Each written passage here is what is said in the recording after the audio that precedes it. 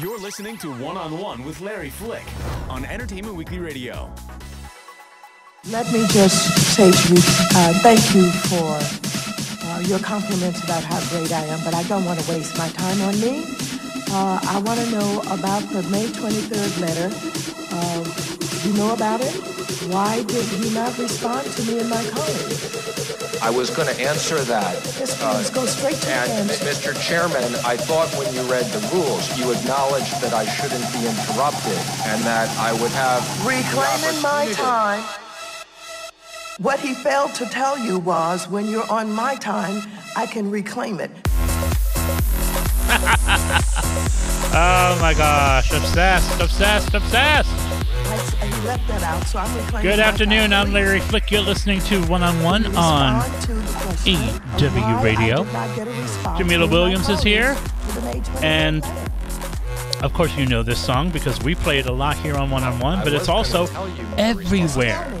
This is the definition of a viral sensation. Let me just say, Reclaiming My Time, featuring Maxine Waters, the handiwork of our first guest today, Adam Joseph. Hello. Hello, Larry. How are you? I'm so well. I'm so happy to see you. It's great to see you. It's been a while. It's been a while. I'll just gag on this track, and I'm actually seeing the video with Auntie Cherry Yes. for the first time. Oh my God, she killed it. I know, well, she's like killing it, and she's giving you Maxine Waters' realness in a kitchen. In her kitchen. Just voguing about, you know, Voguing as about one does. with oregano, you know. The time, when she pulled out the time. That's the thing. She did this. She wrote me on Facebook after, I guess, hearing the song and said, I would love to do a lip sync video for this song. It's everything. Would you mind? And I said, would I mind? I mean, I love when people ask me for permission to play my song. I'm like, that's what it's there for, right? You don't have to ask permission. I know, but it's nice to be treated with respect. I mean, that is nice. Yeah. But, you know, I sent her the song and I said, go for it. And I never expected it to be as good as it was. I thought it was just going to be maybe like a live drag show in a bar or something, you know, but she did that. She sure did. So Adam Joseph is a musician, he's a singer, he's a producer, he's a music director, he's a DJ, and he is the keeper of the viral hit right now. What was it like when this track broke out so big that CNN was covering it? Because I gagged. I gagged. I personally gagged. Yes, I certainly I'm like, that did. bitch is on CNN. Yeah. And the funny thing was, I was actually having like a family vacation, and I was in Chicago, and I played, because my sister lives near Chicago now, and I played in Chicago on Saturday night. And then one of my friends sent me the cover of the Reclaiming My Time fake album cover that someone made on Twitter. Yeah. And I was like, that's hilarious. I hadn't even seen the video yet. And he was like, go watch this video. And I watched it, and I was like, so funny, you know, I get it. And it was totally obvious to me that it needed to be made into a song. So, you know, they were asking me to several people wrote me and asked me to make this into a song before I did. And so on Sunday, slightly hungover from my gig the night before, I sat down on my sister's couch and did this track in about 3-4 hours in between, you know, playing with my niece and nephew and put it up on SoundCloud. And the next day, you know, it had 15,000 hits. The next day it had 30,000 hits. The next day, you know, it just kept growing and growing exponentially. And then by Wednesday, I put it on Sunday. By Wednesday, I went to my mom's house the day after I did this track on Monday, And we're sitting there and someone tweets me like, they are talking about your song on CNN. They just played it on CNN. I'm like, what is going so crazy. It's so crazy. I remember that week getting a call from a friend of mine who's a midday jock on BBC Radio 1, Scott Mills. I don't know if you know him or not. You should know him if you don't. And he's obsessed with that line. Mm-hmm. And he said, have you heard this track? Have you heard this track? And he sent me an air check of his show. And lunchtime, there's Reclaiming My Time, the Adam Joseph track on BBC Radio 1. What? This is everywhere. Nobody told me. Yes. Wow. I mean, seriously. It's insane. And the weird thing It's a worldwide smash, Adam. Yeah, but the weirdest thing about it is this is the second time this has happened this year for me. Yeah, well, that's why we call you the keeper of the viral hit. It's so weird. The keeper of the viral hit. I just do it for fun, really. I mean, it's kind of like a hobby, honestly. It's like, why not, you know? So how do you I mean, I have to play another. Listen. We have Adam for a little while here, so I need to have a moment to the track that I can't get my life. I get my life from this track. Everything about you is perfect. Did you show those nights? Oh, you're smiling. Valentina, your smile is beautiful. So shady. That's the thing that's so great. Is that I'm not gonna say that. So shady. Hey, I didn't say it. I know, but you found it. I mean, Your smile is once again, beautiful. everybody was talking about this. Every single time. This is another track that's everywhere. I had to do it. Everywhere. Linda Evangelista featuring Aja from season 9 of RuPaul's Drag Race. Valentina, your smile I felt obligated, honestly. if I didn't do it, somebody else would have, I'm sure. But, you know, I am the biggest Drag Race fan. No, yes, step in line, baby, right? Trust. I mean, I've seen every episode multiple times. Yes. And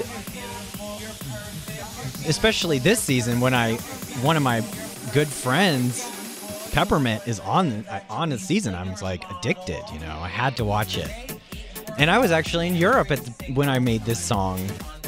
I wasn't even, you know, I was like watching it illegally online. Isn't that something? So, okay. What when you hear a bit of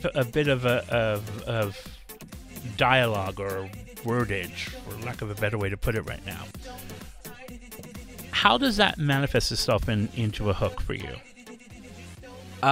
Well, I've been doing this type of thing for quite a while. I've not with you know, clips that everyone's talking about on the internet, but I've done, you know, we call it a bitch track. Yeah, I was going to say, in the club world, it's called a bitch track. It's called a bitch track. It's a classic gay form of, you know, style of music, from Frankie Fuentes Oh my to God. Junior Vasquez, Live for Frankie you know, Fuentes. Kevin Aviance. One of my favorite styles of, you know, dance music for sure. And, you know, I've done tracks with Johnny McGovern, where we took other people's voices from his podcast and made songs out of them, with Sophia Lamar's voice, with Xander, the legendary club doorman from New York City. But does it manifest itself with like a hook? Like you just hear a line and think, okay, I need to build a track around that. You just kind of feel it. You just kind of know, I think, when you hear it. And especially with Linda Evangelista, my Facebook was just all memes of Aja saying this, and for a couple days before I decided to.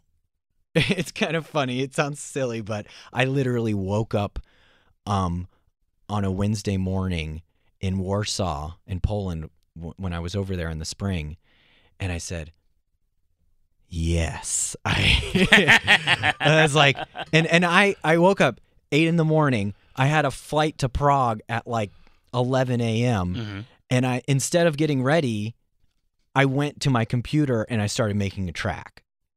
And I was like, I really need to take a shower. I really need to get packed because I'm going to miss this plane. But I was like, literally, like, I felt that, it called me. I had to make the track, and I started making it. And the first 5 minutes that I made it, I was just, grinning from ear to ear. I was just like, this is just so perfect. It's Adam Joseph joining us here on EW Radio. I'm Larry Flick, talking about the makings of a viral hit. But you do more than bitch tracks. You actually are a talented singer in your own right. I have a track right here. I want to play a little bit of it. Let me just pull it up. This is a collaboration with DJ Enox. I always mispronounce names. It's so rude. But let's give people a taste of this because this is really good. This is Adam Joseph singing on a track called Out of Control.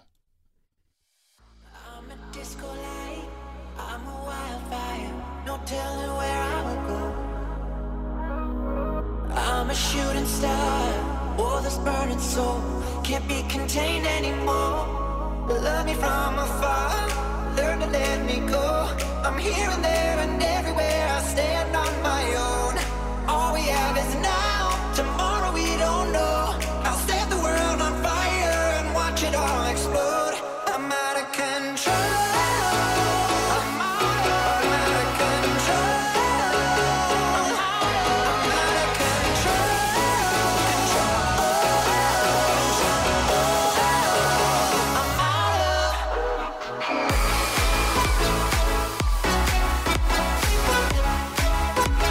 A little bit of Out of Control by Adam Joseph and DJ Enox. Listening to EW Radio on this Monday afternoon. Adam Joseph joining us in studio. So you started out as a singer. Well, I did start out. I know you as like the guy who does everything. I started out, and I've been following you for many more years than you want me to say because you still look about 20. So we're going to tell the kids you're 20. I've been around the block, but I guess you can say I started out as a singer, but I also produced my first album. Right. So I was always producing music.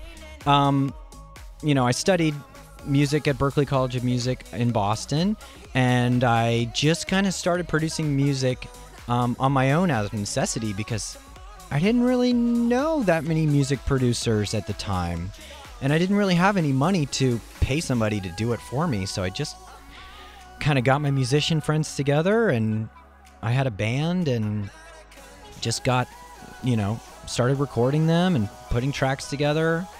I always liked the idea of having total control over the music and not relying on someone else to bring my vision to life. Because I remember writing about you for Billboard magazine, and I remember you were a different kind of artist than you are these days. When did you find yourself as deeply immersed in the club world as you are now?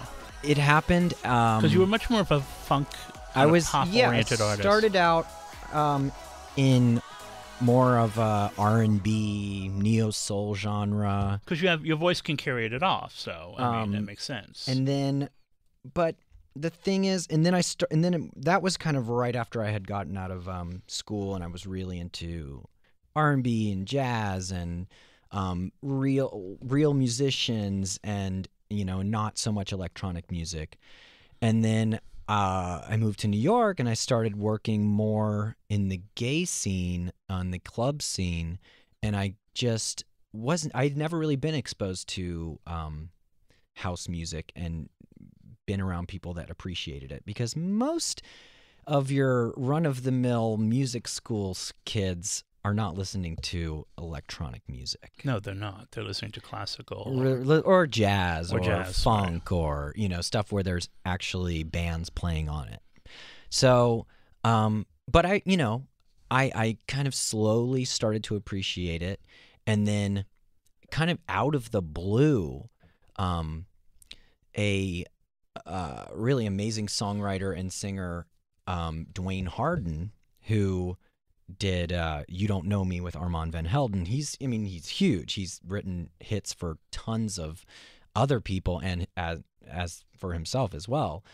And he contacted me like on MySpace or something super randomly after seeing my music video for my first single ever, Flow With My Soul, that was on Logo at the time, and asked me if I was interested in coming to sing on a record for Bob Sinclair, who is, one of the biggest names in dance music. And honestly, I had almost no idea who he was at the time because I was just not into that type of music. And so I kind of looked him up, and I had heard some of his songs already, just, on the radio and stuff like that. Because Bob Sinclair is a huge star. Yeah. And I didn't even realize how big of a deal it was at that time that I was being asked to sing on his record. And so, went to the studio, laid down the song that he asked me to cover, and it was like a disco cover of The Way I Feel. And after I did that, it raised my profile among the Euro house scene like crazy, and people were writing me, "Do you want to come sing on my song? Can you write a song for me?" Whatever, and I was just like, where is this all coming from? And so that's where I started working in the European market a lot more. I ended up doing a record with a producer named Alex Cassell that we had a single called Chasing the Dream that I wrote and sang, and I wrote in most of the songs on the record along with him, and a few other people. And it just I just found myself working more in the dance music scene, and I think it was much more fun to perform in dance clubs with crazy crowds, and instead of trying to pull in people to come see me and my band perform in the bitter end or whatever. Sure, but what's interesting about what you've done is you've brought a very high musicality to club music, because you understand music, because you understand the mathematics of music and the technical parts of music. Your stuff is way smarter, and silly things like everything reconciles, which doesn't always happen with a club record. So that, I'm sure every DJ on the planet lives for you because your stuff is easy to mix in and out of. But also, your melodies are way more exciting, even when you're doing a bitch track, which doesn't require a lot of heavy thinking. They're smarter than the average bitch track. You know that. So I don't know. Well, I'll tell you. Yeah. I appreciate that. I spend most of my life listening to music. It's my truest joy. It is my job, but it's also my truest joy. And I always start with your stuff if it's on a pile, because I know I'm at least going to get something nutritious in addition to being fun. Thank you. What have you learned? What have you had to unlearn in order to do the music you do? Yeah, unlearn is right. It's because that's the funny thing with it seems like the songs that I take the least amount of time on always do the best. The songs that I just kind of let it all go and just say it is what it is. Mm-hmm.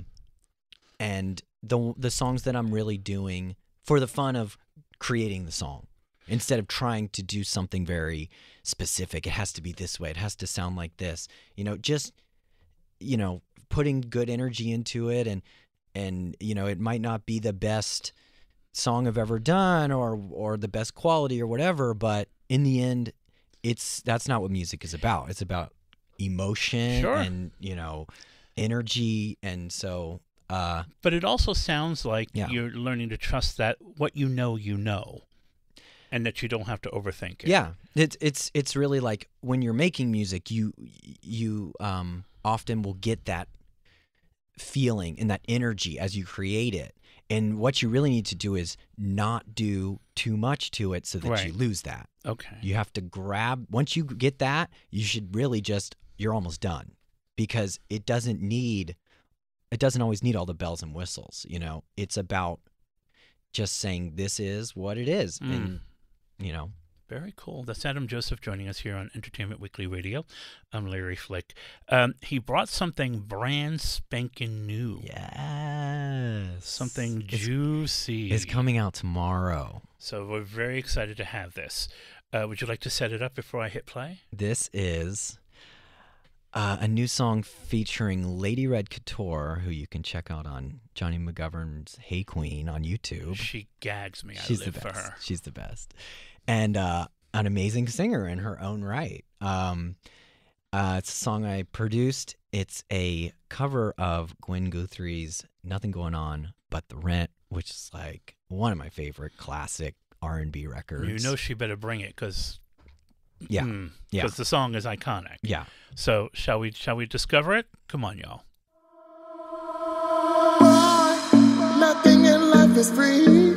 That's why I'm asking you, what can you do for me? I've got responsibilities, so I'm looking for a man who's got money in his hands. 'Cause nothing from nothing leaves a nothing. You got to have something. You wanna be with me? Oh, life is too serious, love's too mysterious. A fly girl like me needs security. Oh, life is too serious, love's too mysterious. A fly girl like me needs security.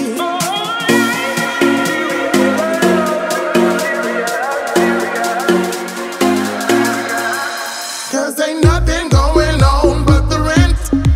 You got to have a J.O.B. if you wanna be with me. Ain't nothing going on but the rent. You got to have a J.O.B.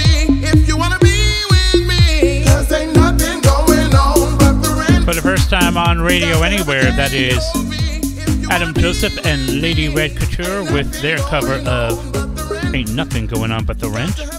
You're listening to One on One on Entertainment Weekly Radio. I'm Larry Flick, and we have Adam in studio with us. So,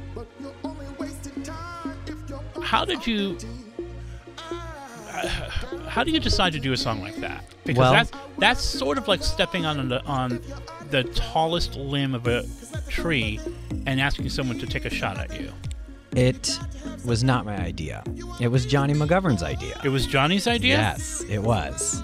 Now, Johnny McGovern is the host of the hugely successful web series Hey Queen, and Lady Red Couture is his co-host. Yes. And I've produced lots of music for Johnny as well. You're also the music director for that show. I'm the musical director. I did the theme song, and I do all the songs for anything Hey Queen related. But we are working on an album for Lady Red right now. Me and Johnny and I need Lady that Red in my life immediately. We're all working on it together. We've written several songs, and this was Johnny's idea, and he came to me because if you have noticed, there's been a lot of people remaking classic R&B records from the late 80s and early 90s with, I don't want to sound shady, but like super whispery white girls. Yes. You know what I mean? Yes. That's just a fact, really. Yeah. There was Ain't Nobody. There was Show Me Love. There's just been, and they've been gigantic hits. Right. Especially for me over in Europe, these people they don't even know the original version. They're just thinking. Well, they're too young. They're just some old queen said, "Sing this song." Yeah. And whisper it, and we'll just put a little bit of electronic under you, and it'll be a hit. Yeah. So we decided to use that, tropical house vibe that everyone's doing now, kind of old school vibe, but get an actual big soulful voice on it. See, to me, that sounds like Tony Humphrey's Zanzibar. It does. I'm getting total, somewhere between Tony Humphrey's Zanzibar and Ted Patterson, 90s house realness. I'm living for it. So yeah, we were just, we're kind of like following a trend in a way, but not following the trend by doing something completely different with the style of vocal, because me and Johnny both love screaming black ladies in our house music. Like, there's nothing better, you know. It comes in the DNA of gay men, I think. It obviously, I mean, but that's what's really been missing lately in house music for me is, where did the screaming black ladies go? Like, where are they?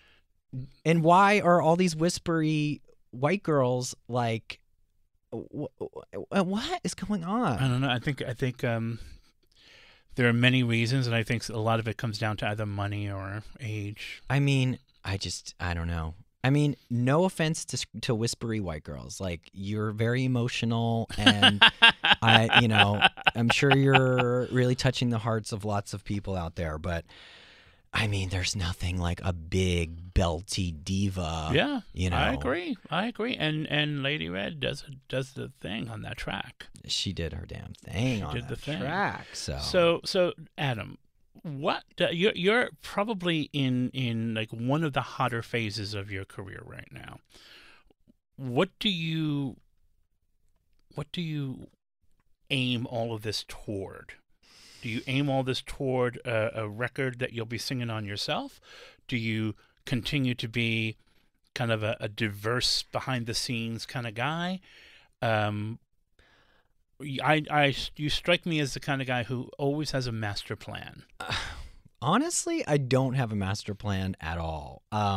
It seems like when I do have a master plan, that's when things go wrong, because you try to make something happen, and it's really just about, I think this industry is really just about giving people something that they can enjoy, and not making music for your own wants and needs, but making music as a form of realizing that it's a form of entertainment.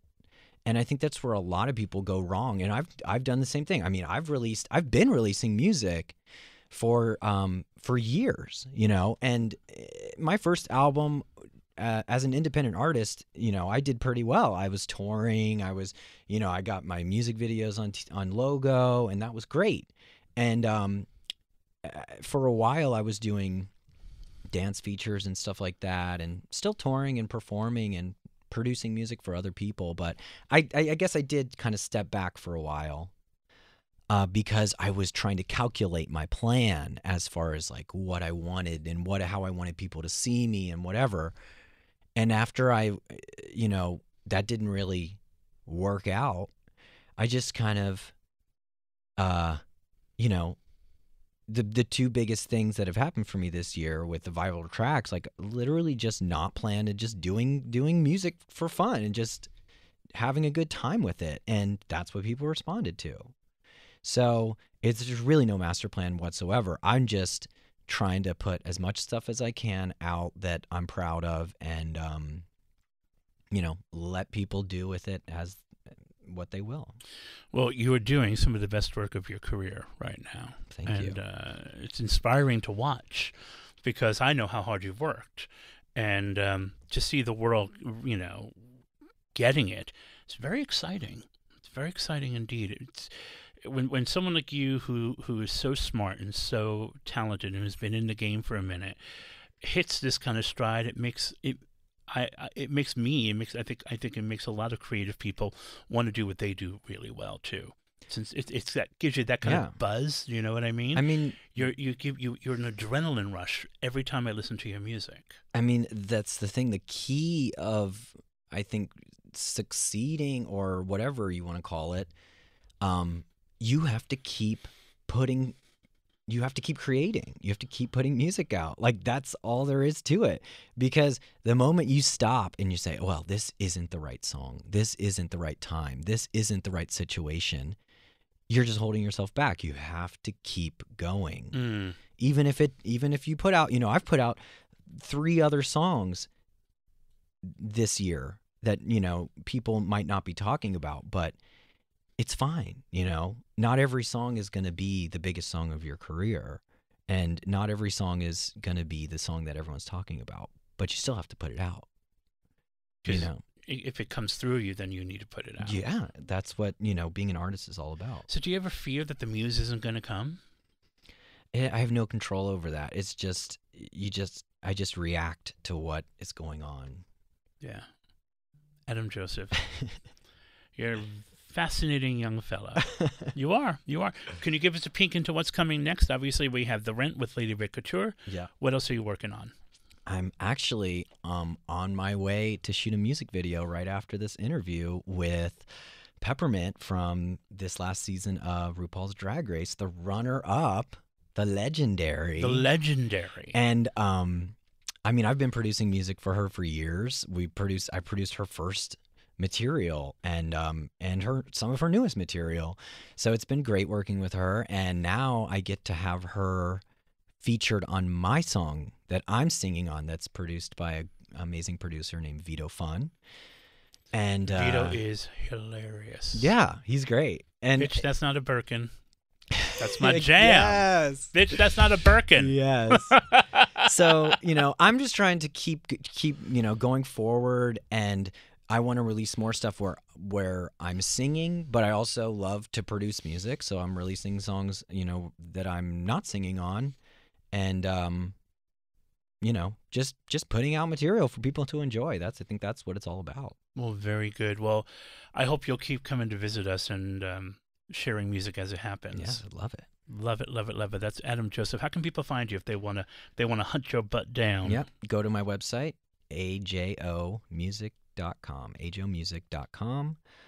You can find all my social media stuff. Follow me on Twitter, Adam Joseph Music, and Instagram, Adam Joseph Music, and like me on Facebook. Like him on Facebook. And oh, by the way, buy his records. Buy my records. Buy the records.